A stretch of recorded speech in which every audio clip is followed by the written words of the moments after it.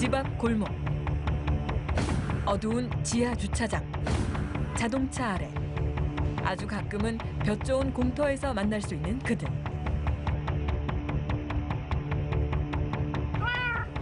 이들은 길에서 산다 하여 길고양이 혹은 길냥이로 불린다.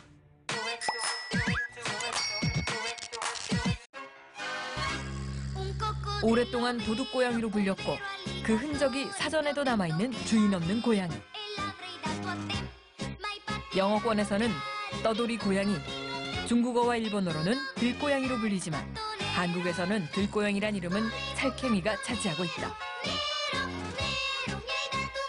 1960에서 70년대 주택이 많을 그때만 해도 고양이는 꽤나 귀한 대접을 받았는데 쥐 잡는 능력에 힘입어 수입까지 논의됐을 정도.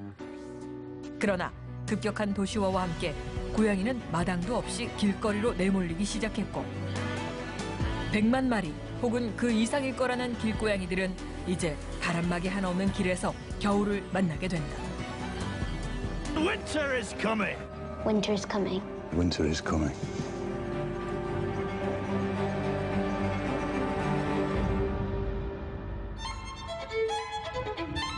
입동도 지나고 본격적인 겨울로 접어드는 지금, 지난 겨울을 돌이켜보자. 롱 패딩에 부츠까지 장착해도 턱이 덜덜 떨리던 그 추위. 사람만 고달픈 게 아니다. 길거리 먹을 만한 것은 다 얼어붙고 체온과 면역력도 떨어지며 생존의 갈림길에 서게 되는 길고양이. 일단 한 11월쯤부터 기온이 뚝 떨어지면 이제 고양이들이 추우니까 피할 데가 없잖아요. 그래서 가장 많이 피하는 곳이 자동차 엔진룸이거든요. 특히 이제 새벽녘부터 이른 아침이 제일 기온도 떨어지고 고양이들도 자는 시간이기 때문에 거기에 가장 많이 들어가 있는데 이제 그걸 모르고 이제 바로 그냥 출발을 하시면 고양이도 다치거나 죽고 자동차도 고장 날 수 있거든요. 그래서 그게 가장 좀 큰 특징이에요. 겨울철에 길고양이와 같이 지내는 데 있어서 주의해야 될 점. 이때 기억해야 할 것이 모닝 노크. 차 시동 걸기 전 보닛을 똑똑 노크하는 것만으로 길고양이의 생명도 차량 엔진 룸도 지킬 수 있다.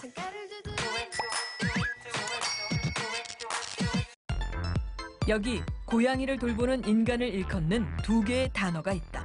하나는 집사, 하나는 캣맘. 독립적이고 예측 불가능한 성격으로 오히려 사람을 조련한다는 의미에서 통용되기 시작한 단어 집사. 그리고 고양이들 밥을 엄마처럼 챙겨준다고 해서 캣맘. 보통 집사는 정해진 반려묘를 가정에서 돌보는 이들.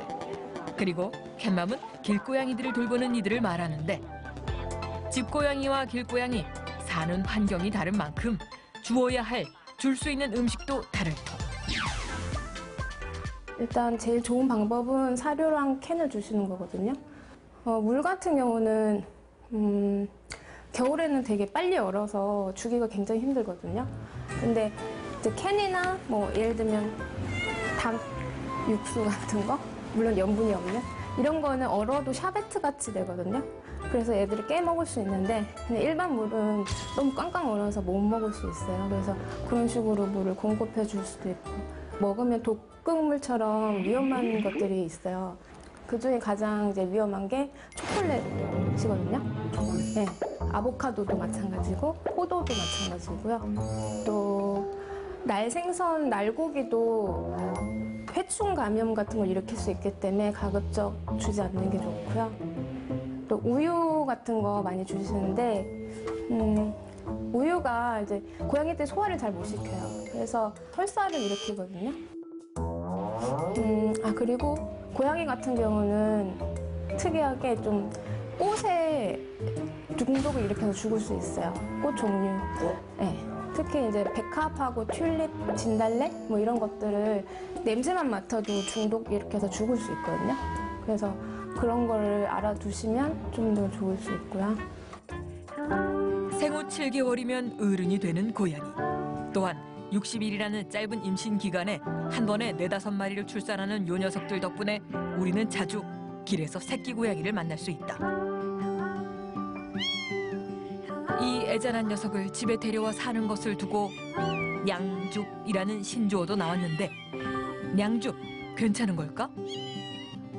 일단 사람이 맨손으로 이렇게 고양이를 만지면 예민한 어미 고양이 같은 경우는 뭐랄까 다른 새끼 고양이들도 위험할 수 있다 생각해서 그 고양이를 버리거나 그냥 포기를 할 수도 있거든요. 그래서 이제 일단 새끼 고양이를 보면 이 고양이가 건강한지 아니면 지금 상태가 굉장히 위험한지 먼저 판단을 해서 꽤 건강해 보이면 좀 하루 이틀 정도는 지켜봐야 돼요. 어미 고양이가 다시 오는 건지 아닌지. 그리고 만약에 상황이 굉장히 위급하고 아프다 그러면 그때는 할 수 없이 병원으로 가서 처치를 하고 다시 놓는 게 아니고 그때 입양을 하셔야 되거든요. 입양까지 관리를 해주셔야 돼요. 왜냐면 그렇게 처치를 하고 다시 거기 놨을 때 어미가 다시 와서 걔를 데려간다는 보장이 없어요. 그러면 거의 죽는 거나 마찬가지니까 새끼 고양이 같은 경우는 함부로 이렇게 데려가면 안 되고 좀 지켜보는 시간이 꼭 필요해요. 사실 좋아하는데 이유 없고 싫어하는데 이유 없다. 지금부터는 고양이를 싫어하거나 무서워하는 분들을 위한 TMI 나간다. 잊을만 하면 발생하는 길고양이를 대상으로 한 범죄. 도대체 왜 쉽지만 생각보다 자주 발생한다. 고양이는 고통 때문에 움직이지도 못합니다. 김 씨는 지난달 26일 자신의 집 근처에서 고양이가 쓰레기 봉투를 뜯는 걸 보고 갖고 있던 스포츠용 활로 5m 앞에서 쐈다고 경찰에 진술했습니다. 화살에 맞은 고양이는 사흘 만에 주민에 발견돼 대구의 동물병원에서 수술을 받고 회복 중입니다. 2006년에는 서울의 한 아파트에서 고양이들이 사는 지하실에 철문을 용접하고 환풍기마저 시멘트로 막아버리는 고양이 억류 사건이 일어나기도 했다. 덕분에 길고양이 문제가 사회적 이슈로 떠오르긴 했지만 여전히 길고양이 학대는 우리 주변에 남아있다. 미국은 동물 학대 사건을 중대 범죄 행위로 보고 철저히 수사하는데 동물 학대가 사람에 대한 범죄 행위로 이어질 가능성이 높다고 보기 때문이다. 범죄나 학대까지는 아니더라도 길고양이에게 반감을 갖고 있는 경우 생각보다 많은데 혹시 오해 때문이라면 풀고 가는 게 좋겠다. 먼저 길고양이들에게 밥을 주면 동네가 지저분해진다. 솔직히 얘기하면 저희가 밥 주는 이유가 물론 살아있는 생명을 살리자는 차원도 있지만 그럼으로써 쓰레기 봉투를 걔네들이 안 건드린 다른 이점도 있어요. 보통 분들은 그걸 계산 안 하고 싶어 하시죠. 일단 밥을 주기 때문에 너무 개체수가 늘어난다는 거에만 문제를 삼지만 실제로는 그렇게 해서 다른 이점도 있잖아요. 그런 걸 좀 이해를 하셨으면 좋겠어요. 대신 음식 쓰레기 뭐 파고 이런 일 없이. 네. 오해 둘. 길고양이들 잘 먹어서 뚱뚱한 게 아니라 몸에 나쁜 염분을 많이 먹어서 부은 겁니다. 아픈 거예요. 오해 셋. 고양이가 울면 재수 없다?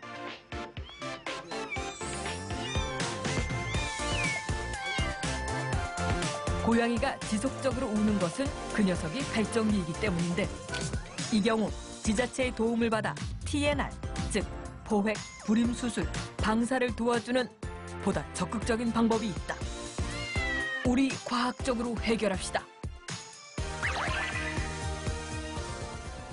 길고양이가 어느 날 아침에 갑자기 생긴 존재가 아니고 이 땅에서 수백 년 이상 그러니까 우리들과 같이 지내온 존재거든요.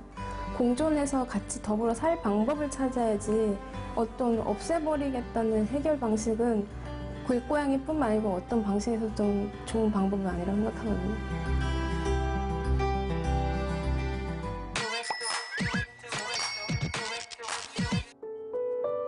(2013년 5월) 서울 강동구청은 전국 최초로 관내 공공시설물에 길고양이 급식소를 만들었다. 총 61곳, 물과 사료가 놓인 이 작은 급식소 덕분에 길고양이들은 목숨을 부지하게 됐고 더불어 고양이 관련 민원도 줄어들고 있는 추세. 길에서 태어나 길에서 죽는 길고양이의 운명을 생각하며 그 운명에 햇살 한 줌 보태보자.